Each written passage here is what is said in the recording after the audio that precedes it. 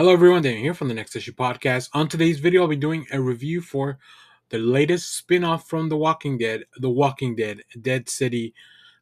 This is a new episode, Old Acquaintances.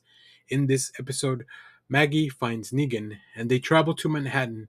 A marshal named Armstrong follows Negan, meeting a quiet young girl named Jeannie along the way. In this episode is directed by Lauren Yaconelli, written by Eli Jordan, who's pretty much helming this whole spin-off. And of course, we have Lauren Cohen reprising the role of Maggie, and Jeffrey Dean Morgan as Negan.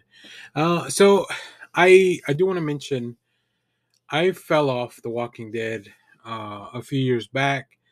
I really never went back to check in. So I'm going into the show not knowing how things kind of ended for Maggie and Negan, and I'm happy to report that you don't really need to know. I'm sure if you know, it's probably even better. But I even feel like knowing how things ended for them would just raise a bunch of questions. Like this to me feels like, okay, we're just picking up in the middle of the story. Like things have happened to these characters that have left them in these situations. Maggie's out looking for Negan. Negan now found this little girl, Jeannie, trying to take care of her, and then also is running away from the law.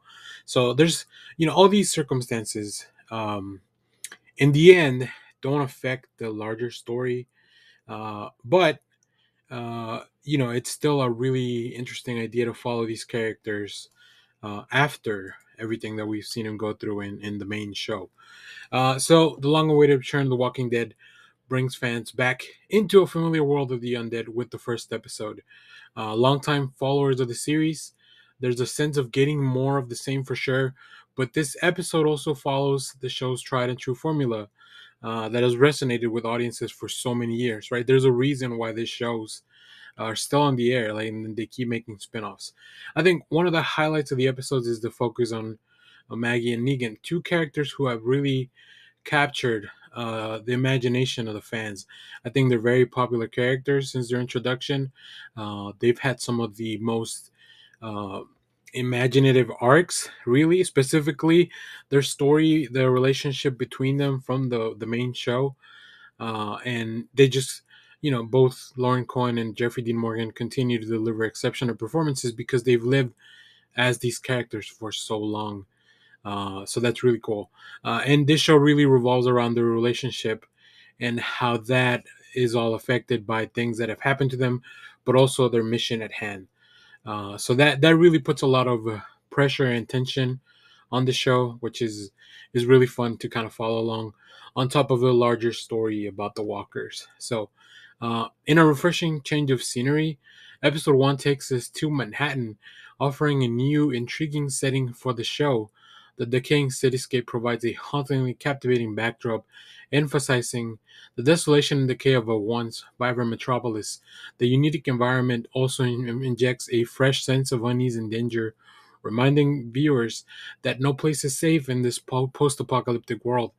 I think this is the first time I can remember that we've gone to such a large city since the beginning of, since season one when we met Rick and he was rescued by Glenn out of the city in Atlanta. But here we are going. Manhattan's been sealed off from access because it's such a large metropolis, such a dense population. It was one way, it was one place that we know is going to be just crawling with people. But how are the people now making a living there? How have the people of Manhattan who survive adapted? And then what happens when people that are coming from the outside, uh, you know, come into the city? There's some really interesting aspects of like walkers falling from the tops of buildings because they hear, like, they don't know any better, right? They don't know that they're gonna get splattered when they fall. So the use of these buildings. Now, I will say, it is difficult to create a set that feels super authentic to the streets. I think the show does a good attempt, but there are still some places where I feel a little bit shortcomings. There's a scene with some CGI roaches that it just didn't look very great. Everything has to be kind of shot down in a very dark tone. So there's definitely some shortcomings, but I think it's still an interesting idea to explore Manhattan. As expected, this episode maintains this show's signature gore and violent tone. It doesn't shy away from the brutal realities of surviving in a world overrun by the undead. The visceral and graphic nature of the violence, it's definitely reminiscent of what we've grown to see. Also, there's some very new, inventive ideas because of this new setting. I will say there was one that I really enjoyed, as far as just a zombie gore aspect of it.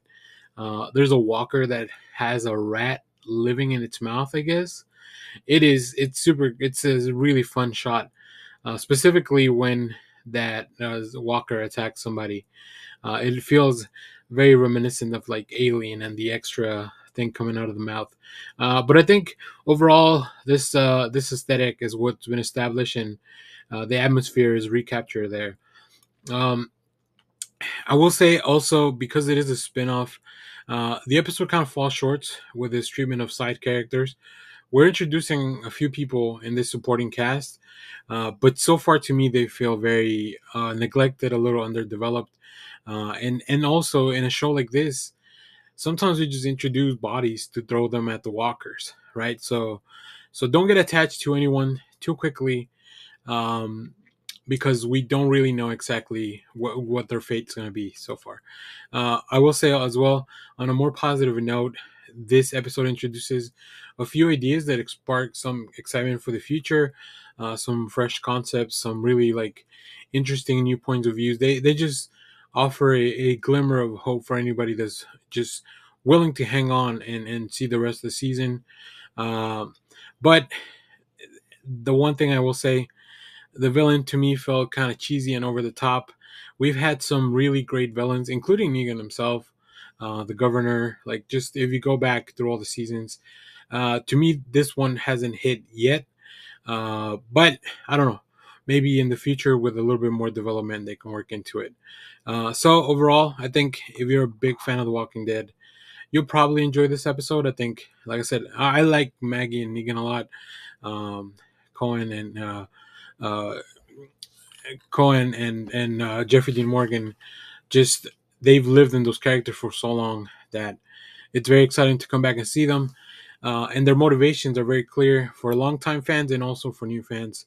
So I'm optimistic about the future of the series. I'll try to check it out, especially because we can watch the episodes a little bit early on AMC Plus. So that's always a positive to get a chance to kind of move this around on my schedule. So if you're watching this, you can probably watch the first episode on AMC Plus and airing on AMC on its regular schedule on Sunday nights. So if you've seen this, let me know what you thought about it down in the comments. As always, thanks for watching, everyone. Remember to share, like, subscribe, hit the bell so you know when we go live. That is most Saturdays, 10 a.m. Central Standard Time. Stay tuned. We have more comic reviews, trailer reactions, TV recaps, all that fun stuff here in the channel. Thanks for watching, everyone. Bye bye.